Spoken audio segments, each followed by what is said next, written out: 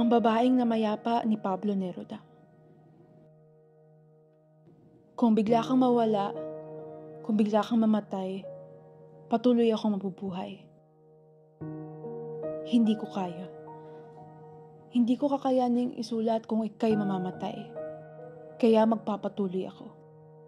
Pagkat kung ang tao'y walang tinig, naroon ang akin. Kung saan bubugbugin ng mga itim, hindi ako maaaring mamatay. Kung ipiit ng aking mga kapatid, sasama ako sa kanila.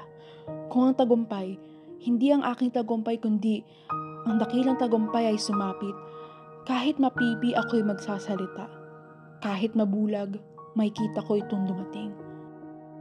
Hindi. Patawarin mo ako kung wala ka na.